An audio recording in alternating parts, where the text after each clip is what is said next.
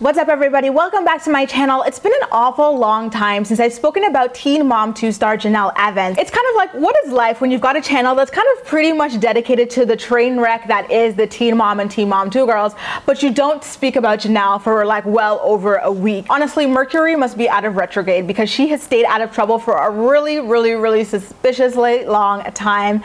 Anyway, remember how a couple of videos back I told you that she's releasing her debut novel called Read Between the Lines?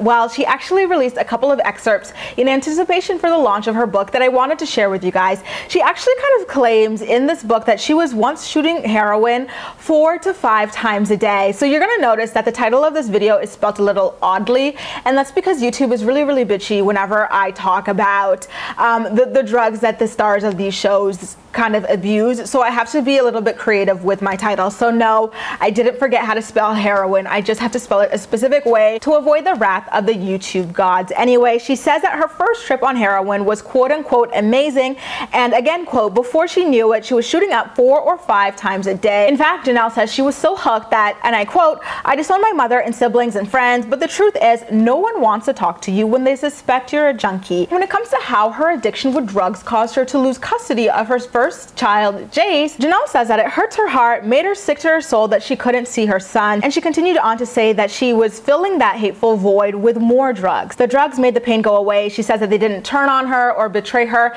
and she even went as far as saying that heroin was her first steady lover. Like, how icky is that sentence? First of all, this is a sentence that like some like, what do you call it, like struggling, starving artist. You know what I'm picturing? Dan Humphrey from Gossip Girl. Like, that was a line that Dan Humphrey from Gossip Girl would write. There's no way in hell Jenelle wrote this line. I guess heroin was my first steady, dependable lover.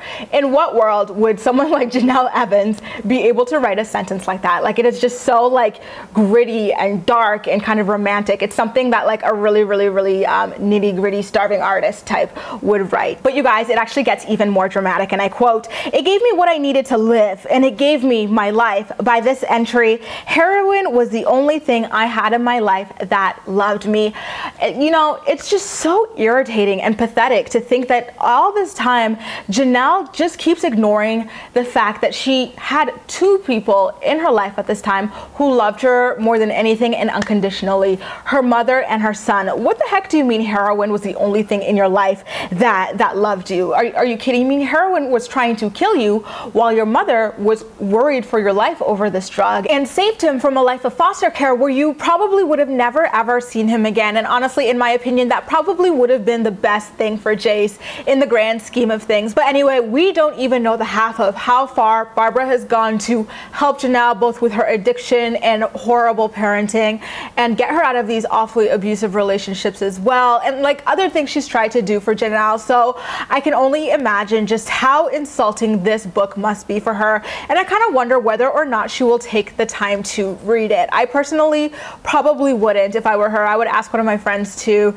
read it and give me like the Coles Notes version of it, because I would be just so irritated with every single page that I turn, reading all these lies and like my daughter trying to paint me as this awful person to the entire world when she's been nothing but awful her damn self. And to make things even worse, she talks about like who the first person she called when she got out of rehab was, and instead of just saying, you know what, I got out of rehab, I saw clearly now, I decided to stop being selfish and blaming my mother for all of my stupid adult decisions. You know, I grew up and took responsibility for my own life, and I wanted to call my mom to apologize for how bad I was to her and to thank her for raising my child. Jenelle writes, I ended up calling the last person in the world I expected to talk to after leaving rehab or expected would help me, my mother.